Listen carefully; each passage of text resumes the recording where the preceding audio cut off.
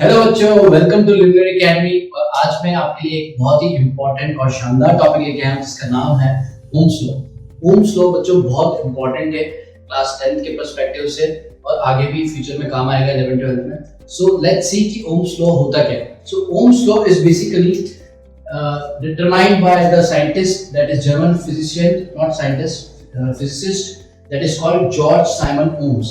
Okay, so इन इंसान ने क्या किया था बेसिकली, इन्होंने ये फाइंड आउट किया कि voltage is directly proportional to the current. Okay, so the voltage across a conductor is directly proportional to the current flowing through it, provided that the circumstances and the temperature or the conditions remain same. Okay, so the main important thing is V is directly proportional to I. Electricity chapter में बहुत important है।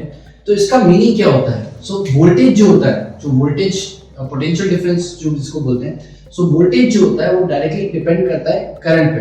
Okay, so this is the sign of proportionality, directly proportional. Now to remove this sign, can I write like V is equals to IR. Now what is R here?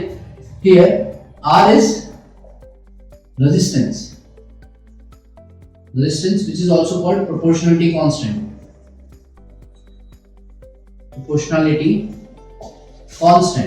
ठीक है, तो ये इतना सा बस ओम्स लॉ है, बहुत जानने का इंपॉर्टेंट है। तो जो ओम्स लॉ है, लॉ ये है कि V is directly proportional to IR. Okay, क्योंकि हमको प्रोपोर्शनलिटी साइन हटाना जरूरी होता है, तो हम जब हटाएंगे तो we need to require one proportionality constant. So that constant is here is R. Okay, और वो R क्या होता है बेसिकली, उसका मीनिंग होता है resistance. It is the property to resist the flow of charge, that is called resistance. So V equals to IR, ये जो फॉर्मूला है बच्चों, ये फॉर्मूला बहुत काम आने वाला है पूरे चैप्टर में, सारे न्यूमेरिकल में ये फॉर्मूला लगेगा। सो इसका मीनिंग ये है, अब मैं आपको ग्राफिकली बता रहा हूँ।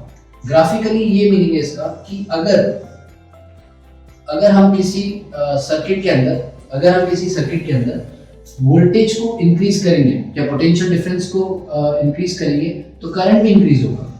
ओके, और उसके अकॉर्डिंग क्या होता है कि ये जो ग्राफ होता है वो हमेशा स्ट्रेट लाइन बनेगा।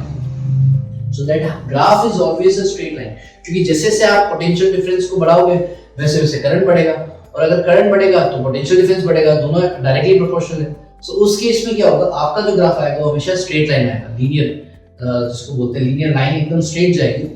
कि ओम्स लॉ को हम ऐसे डिफाइन करते हैं कि I इक्वल्स टू IR, क्योंकि ये तो आपको पता ही है। अब अगर मैं इस फॉर्मूले को मैं ऐसे लिख दूं, I is equals to V by R, तो ये शो करता है कि जैसे जैसे करंट रेजिस्टेंस बढ़ेगा तो क्या होगा, करंट डिक्रीज हो जाएगा आपका। सो व्हेनेवर R मतलब रेजिस्टेंस इंक्रीज होगा तो उस केस में क्या होगा, आपका I इक्वल टू डिक्रीज, ये आपका डिक्रीज होगा। तो ये इनवर्सली प्रोपोर्शनल है। तो जितना रेजिस्टेंस आप उसको क्रिएट करोगे उतना करंट कम मिलेगा सर्किट के अंदर। तो ये बहुत इंपॉर्टेंट बात है, ये आपको समझना जरूरी है। जब भी आप सर्किट के अंदर करंट रेजिस्टेंस इंक्रीज करोगे तो करंट कम होता जाएगा, तो जितना रेजिस्टेंस लगाएंगे करंट उतना कम हो जाएगा, और जितना करंट ज्यादा पास करना है तो आपको रेजिस्टेंस मिनिमम रखना पड़ेगा। जितना मिनिमम रेजिस्टेंस होगा, जैसे अपन सीरीज कॉम्बिनेशन में रेजिस्टेंस बहुत ज्यादा होता है, तो अगर सीरीज कॉम्बिनेशन में अगर हम करंट ज्यादा चाहते हैं तो उस केस में होगा ही, क्योंकि करंट रेजिस्टेंस बहुत ज्यादा है तो करंट कम हो जाएगा। इसलिए हमारे घर में भी और हमारे जितने भी हाउसेज में, उसमें क्या होता है ना कि हम पैरेलल कॉम्बिनेशन लेते हैं, क्योंकि हर एक इक्विपमेंट की करंट की रिक्वायरमेंट अलग अलग होती है। So in that case we use parallel connection at home.